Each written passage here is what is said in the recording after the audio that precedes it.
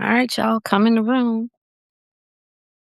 I just decided to do a quick, it's like an impromptu, even though, you know, the things that I'm talking about, I talk about all the time, right? My content. But, you know, because I deal with, I'm a transformational coach, right? And my work with women is women who have left long-term relationships or marriages, right? And they're still just trying to figure out. I always say that when women leave these relationships, they're in like this state of flux, right? And so, I was thinking about a conversation that I was having earlier today, and it was about when women get older and how they want companionship. And it also got me to just thinking about relationships between men and women, these long term relationships, marriages, baby daddy, whatever, right? And how these things are headed, like where these relationships are going. The older you get as a woman, and when you get to be like in your mid 30s, early 40s, mid 40s, going into your 50s, if you are not in a relationship, right? What you're going to start seeing is that men, as they get older, they're going to start getting more and more desperate, right? And so what they're going to want at those particular ages, they want a caregiver, right? And you'll find yourself being a caregiver. And then, even within these marriages that, you find yourself in long term, 15, 20-year marriages, and it ends up being the same type of deal. Like you end up becoming his caregiver. And if that's not something that you see yourself doing and that you want to do, then and especially if you're already unhappy and you haven't been able to create the life that you really want, you're going to have to leave. And the crazy thing is the way marriage is going now, things are going to get harder and harder. It's going to get harder and harder for women to leave. Like they're already doing this, trying to overturn no fault divorce. And I know they started it in Texas. I don't know if everything has gone through yet, but they are in the process of contesting that. I mean, yeah, contesting it. Yeah, contesting no fault divorce. So, a lot of times when they start doing things in these conservative states, it doesn't take that long before it starts to trickle down into the other states. So, this is what we're going to start seeing, and it's going to get harder and harder for women to leave.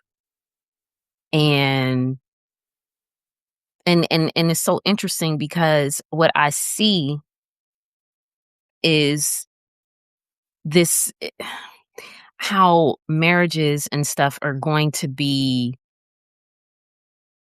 set up, I guess, right? You're going to have it where, people love to talk about Handmaid's Tale. And it's not to say that it's going to look exactly like the TV show, like the series, right? But it's not too far fetched. I mean, we're slowly starting to see things go that route, right?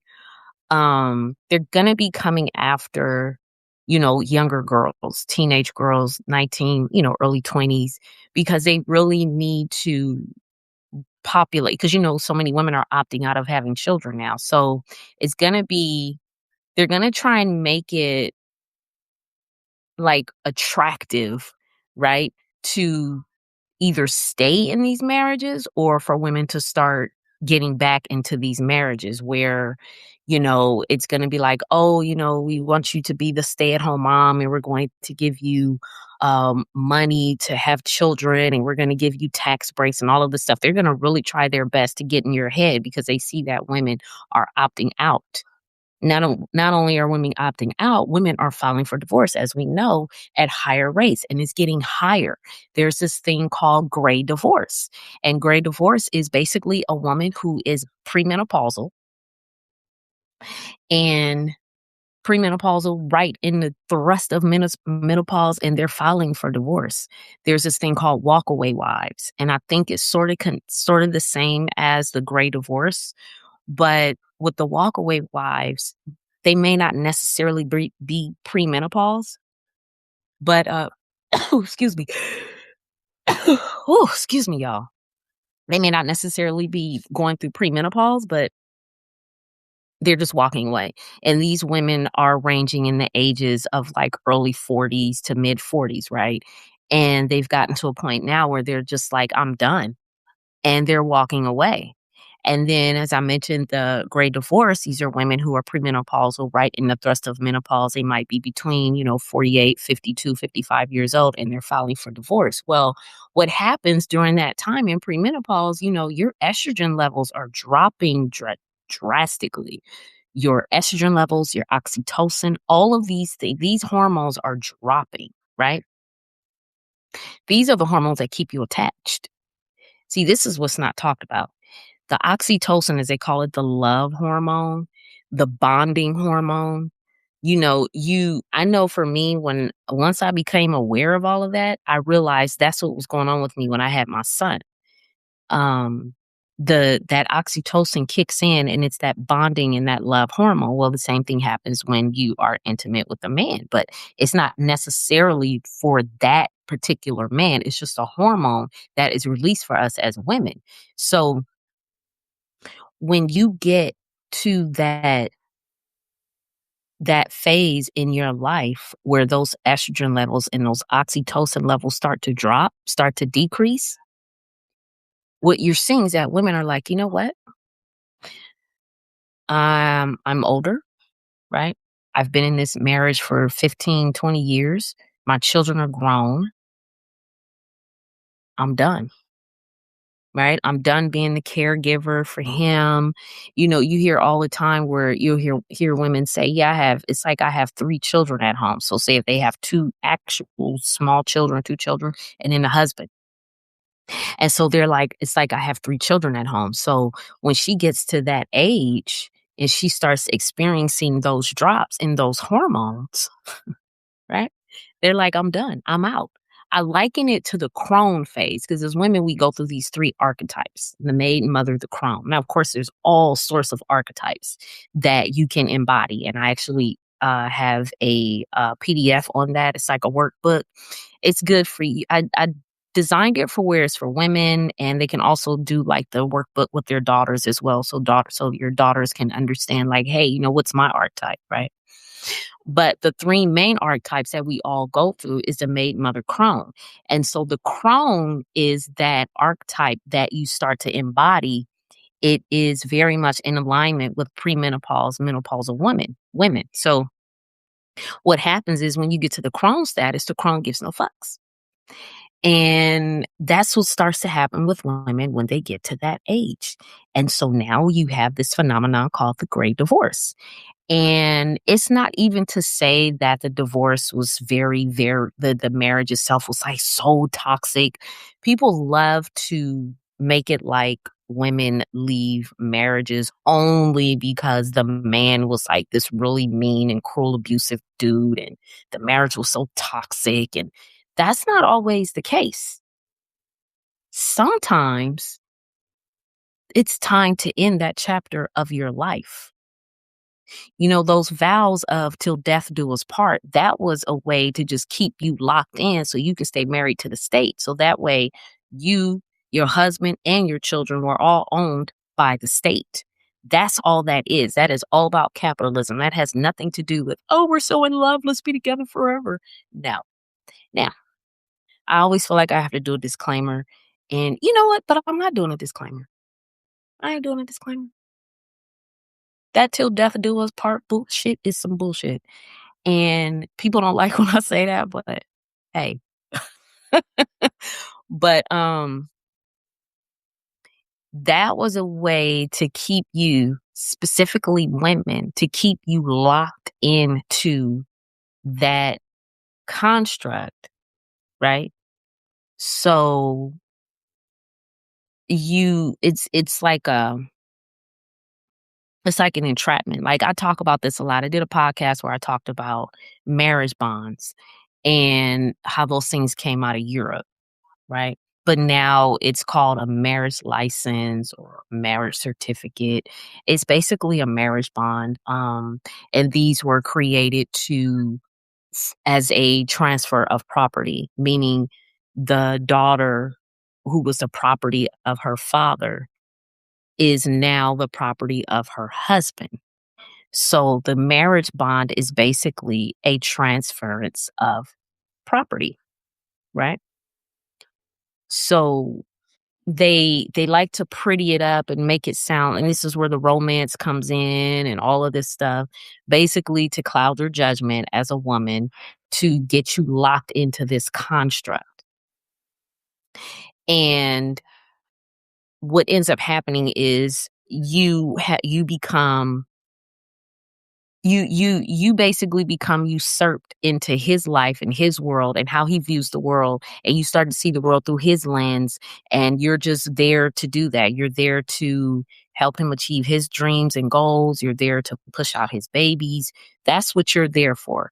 See, what a lot of women don't seem to what they don't understand is that a man who decides to marry you, he already has a plan for you. He already has your purpose in mind. This is not bashing men or anything like that. This is how this thing works, because under this particular structure, that is what's needed. I mean, you hear it all the time. Behind every great man is a woman, right?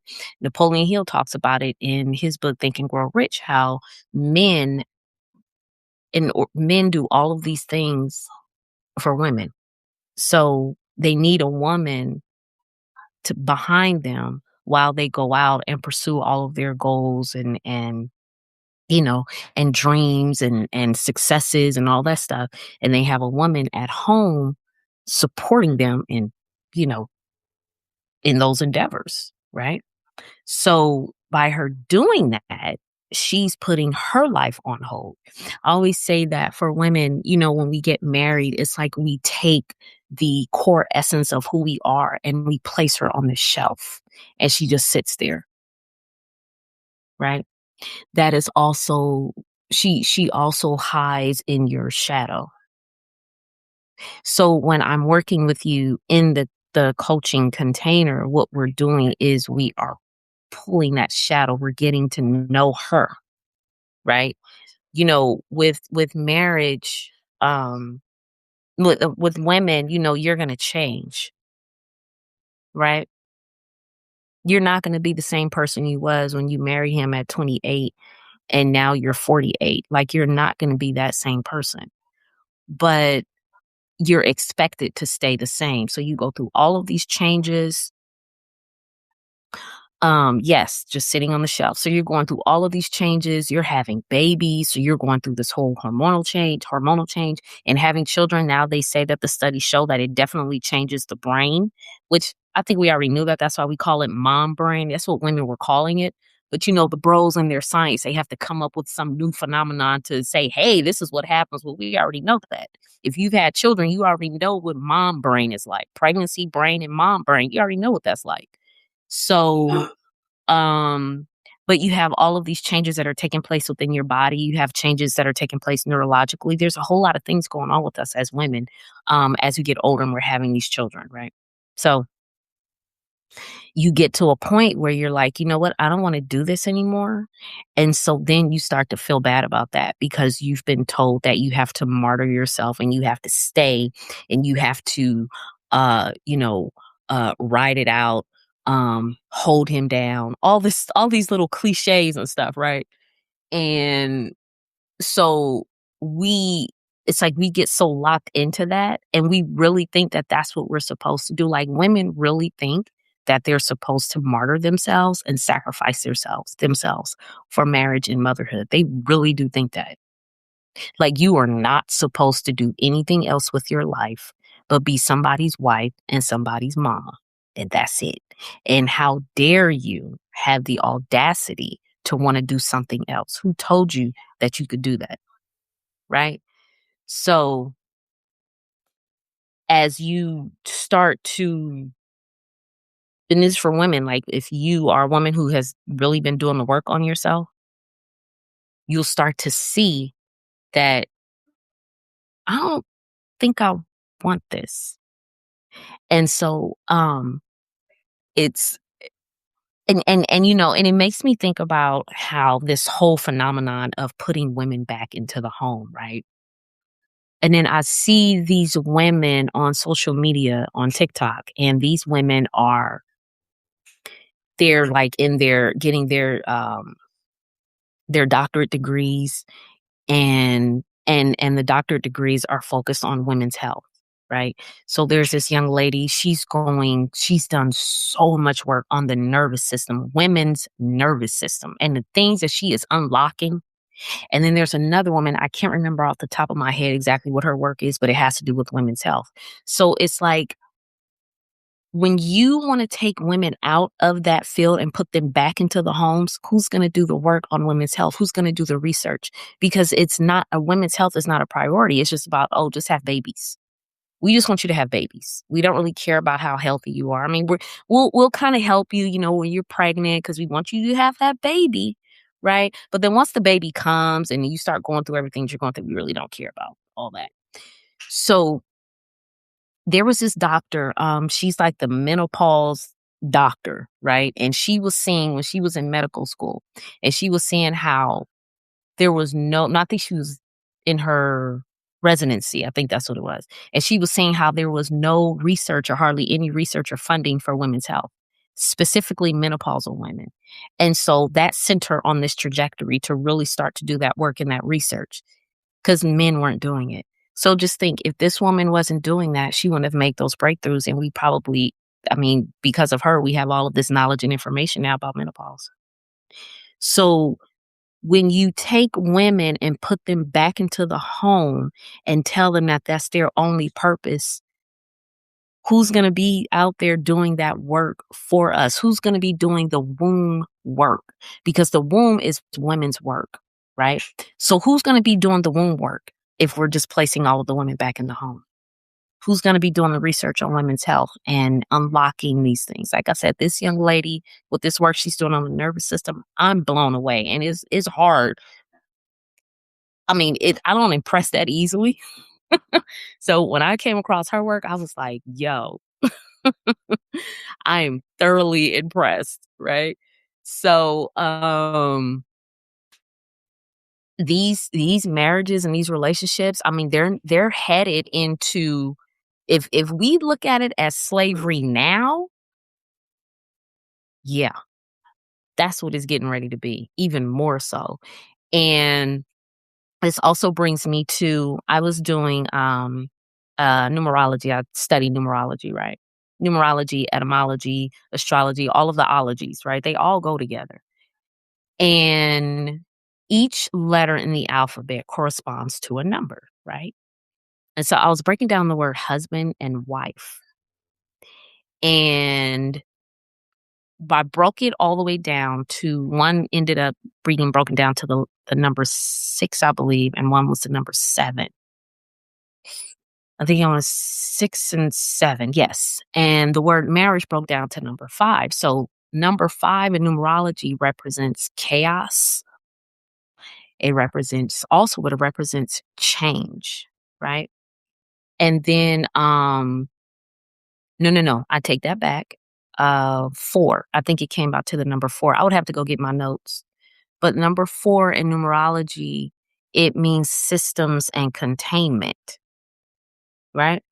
And then when you break down the word wife and you break down the word husband, one breaks down to one of the words that align with it is, because it has many different meanings. Each number has a different meaning. So for number 7, we have divine timing. We have all of, other elements. But then one of the other words that correspond with the number 7 is ghost.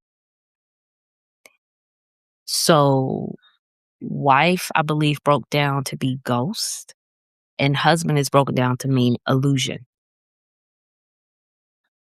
So as I say time and time again, we are acting out the spells of like the words and the meanings of words, the etymology of the word. We are acting it out every single day because we don't know what it means. You have the etymology of a word, which basically gives you the origin and the root origin and meaning of the word. Not that is the denotative. But what we're acting out is I think we're acting out both the connotative and the denotative meaning, right? I think the denotative meaning is like the fantasy aspect of it, right? And then the denotative is, I'm sorry, the connotative is the fantasy definition of it, right? And then the denotative is the actual origin of the word. And I think that we act out both because we have that part of us where, you know, yeah, said illusion. Yes, I'm telling you, do the numerology. I'm telling y'all, if because everything is about numbers. It's like we always like to think that the system is no, it's all about math. It's the math. This thing is ran by math. It's all about numerology and numbers and all of that. That's what this thing is ran on, right? Numerology and astrology. That's what this whole thing is the driving force behind this whole thing, right? So, um, what was I saying? I lost my thought. Oh, so the connotative meaning is the fantasy, right? When you look at etymology, the denotative word, that is the origin, right? That's the mother tongue or the mother, um, that's the mother, right? I look at the connotative as the father. Nothing wrong with connotation. I think they're both needed. Specifically, we're in this 3D realm, so it's good to know both.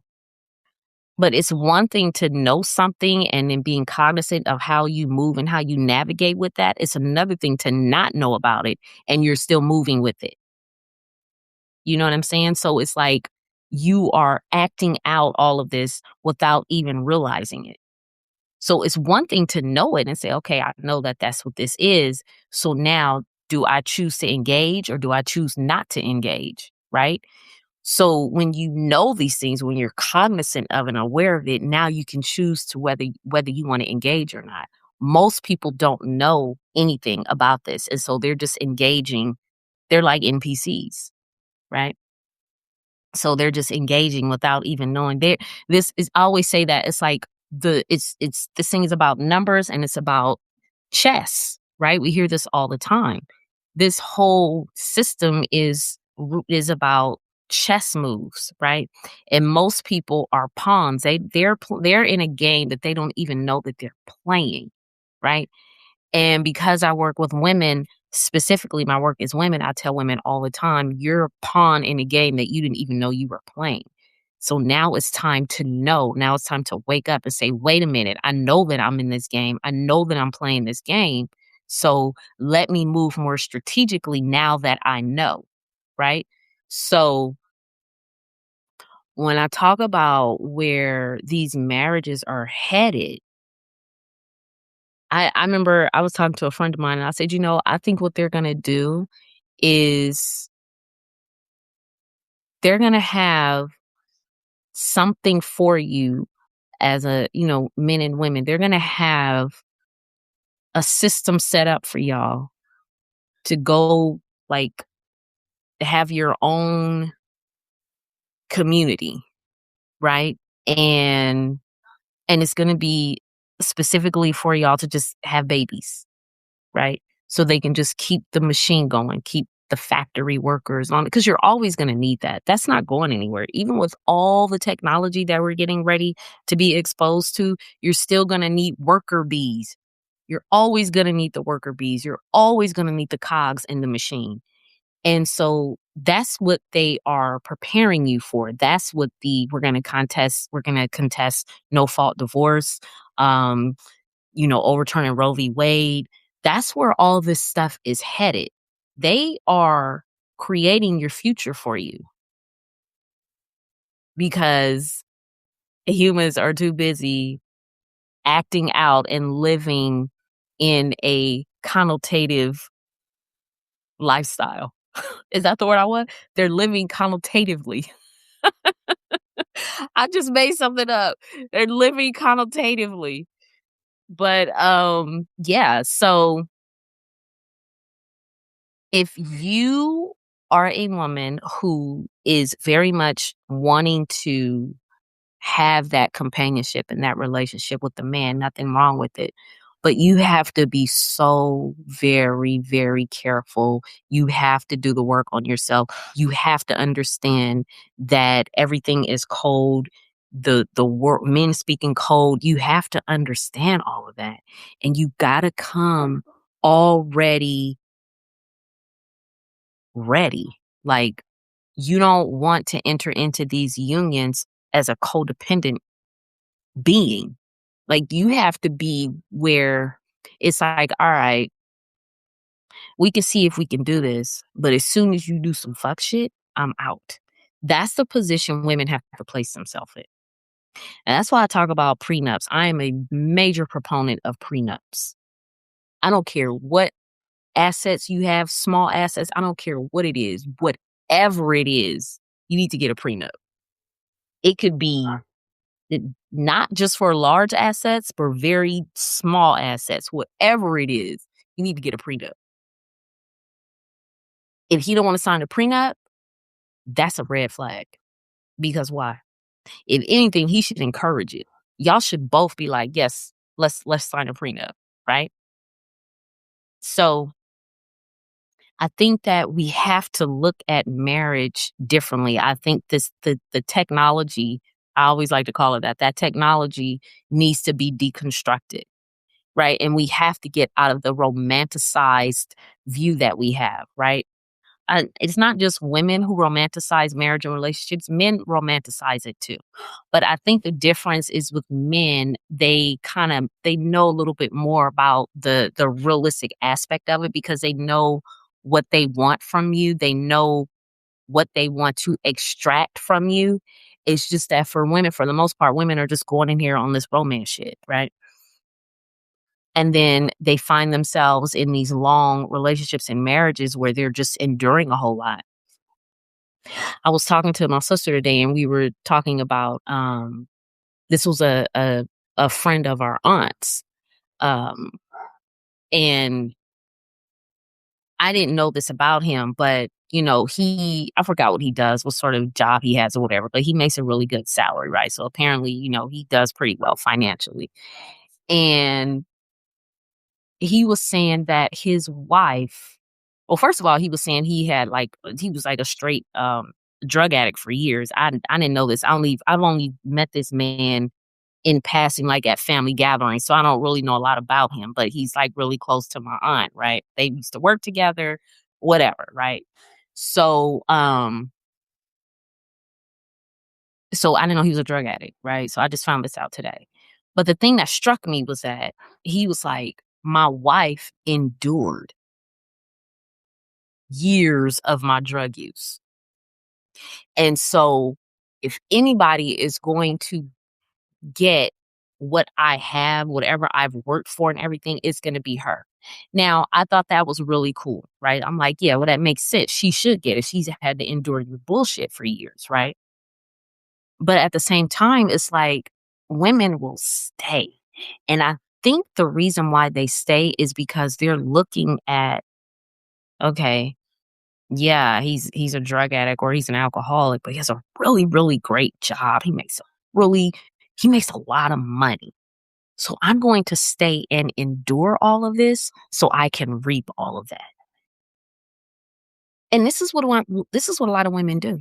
So when you wonder why a woman stays in an abusive relationship or marriage for years, it's because she's looking for the long-term future benefit. I always say that women stay in these types of relationships because they're benefiting. And when they stop benefiting, then they want to start getting on social media and complaining and you know, whining and complaining and all that stuff. So it has been beneficial to her to stay. I don't know this woman. I don't know nothing about her. I didn't even know this about him. But I started wondering, like, well, what did she do for a living? Was she a stay-at-home mom? Like, what's going on here? Because it's it, to see that, and it goes back to what I said, where I said women think they're supposed to martyr themselves, right? They're just supposed to stay and endure, regardless of how it's affecting their health, how it's affecting the children, the family, whatever, they just stay because they want to get their hands on that future benefit. And so this goes back to, women doing things while in survival mode, right? A lot of times women will stay in these relationships and these marriages because of survival mode.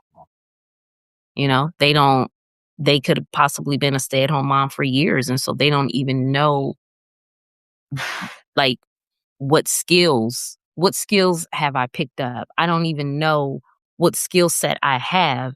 So there's really no point in me trying to go out and get a job and do all that stuff because I don't have any skills. Now, you do have skills. It's just that you don't know how to reframe that and how to, create a I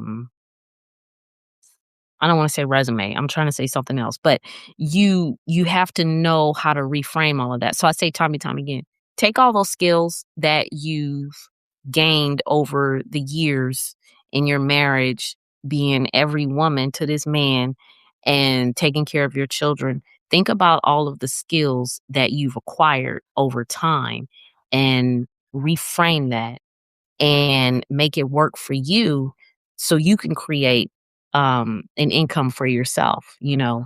Um so I would say that for women, if you're still in a marriage right now that you want to get out of, you definitely want to sit down, write down everything that you do in that house because most likely you're running the household because that's usually the case.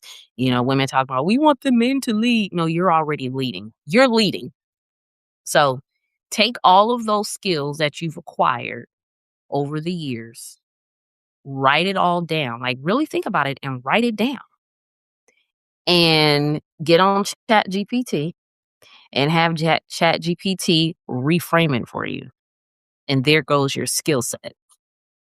Because you're gonna have to figure out a way to get out of this marriage because it's only gonna get it's not gonna get they're going to make it appear to be beneficial, but it's really not because it's already not really beneficial. I mean, yes, the statistics show, and we all know that men do benefit more so from marriage than women. However, women are still getting some sort of benefit. So what's going to happen is they're going to keep trying to make it look like it's beneficial to you, but it's not. So it would behoove you to figure out what sort of skills that you've acquired. And like I said, put that in Chat GPT and y'all get to work with that. Figure out, how you can utilize those skills to create an income for yourself because you're going to need it. And like I said, it's going to get harder and harder. It's going to get easier to get in these marriages. It's already easy, but it's going to get harder and harder to get out.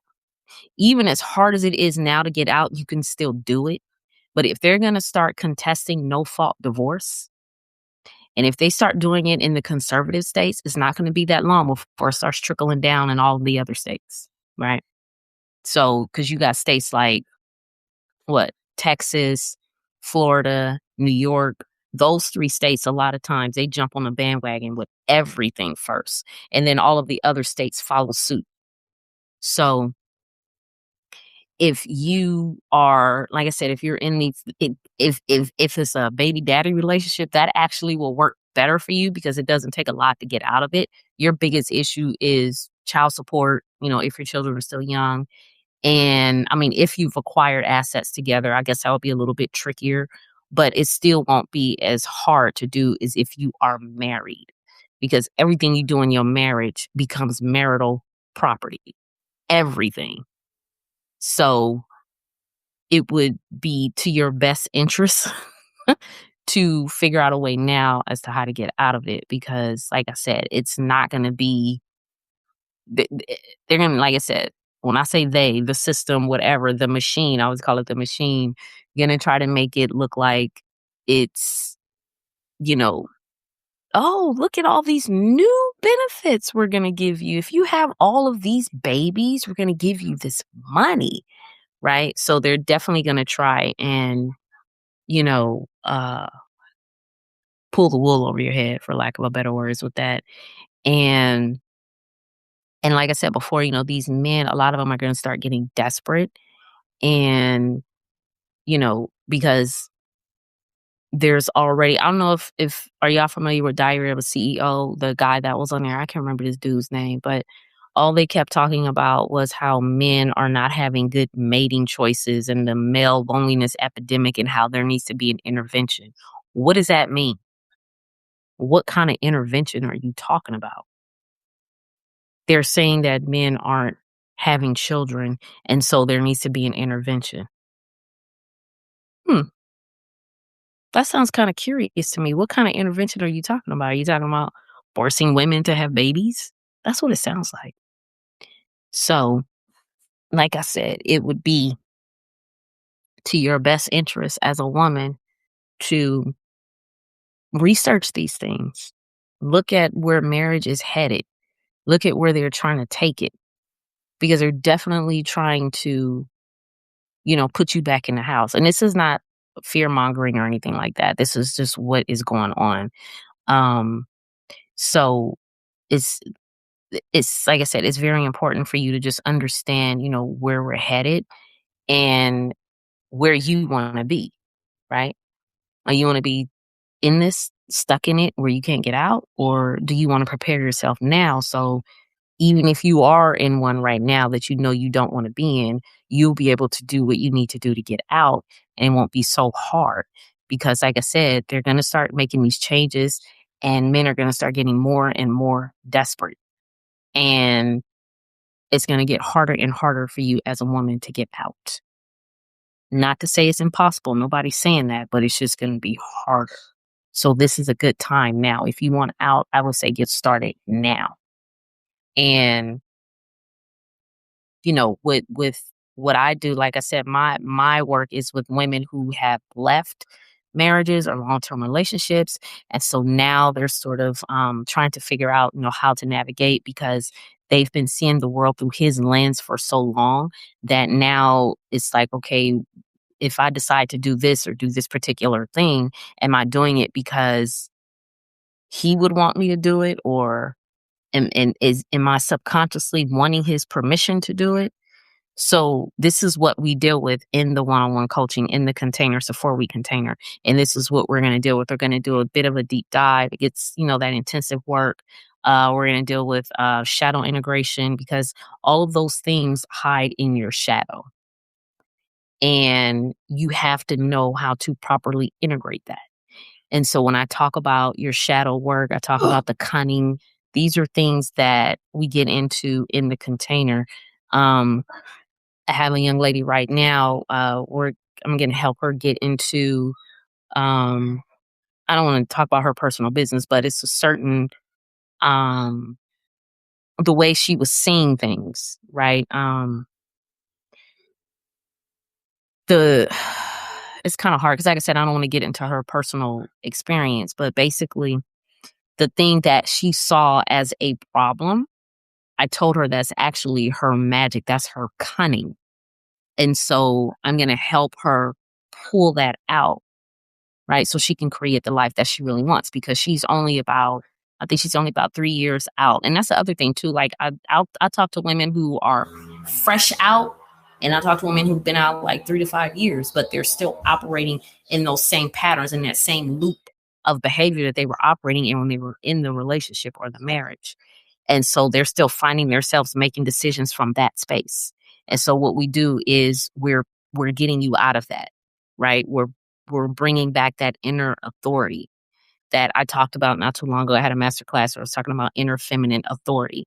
And so what I'm doing is I'm helping women to find that, to pull that out, to um connect with that. And so yeah, so like I said before, a one-on-one container, 4-week container. And that's what I'm doing. My links are in my bio. If any of you ladies are interested, I'm also offering a 45-minute free coaching session. And so with that, we're just gonna get into, you know, well, first off, why you decided to book the session. And so we're just gonna get into a few things. If you go ahead and decide to book the free session, after you book your session, you'll receive a just a short questionnaire to fill out to give me an idea, as to what I'm going to be helping you with in that session. And so that's it. I just wanted to come on here real quick and talk about some things. And I'm gonna wrap this up, but I'll be back. Today's Thursday. I'll probably come back on Monday and do another live because I got stuff in life going on tomorrow. So, but yeah, all my links are in my bio. Or if you just want to DM me here, you can. And just let me know, and I'll send you my booking link. And that's it. So yeah, you ladies have a wonderful, wonderful rest of your day, and I'll see you back here on Monday.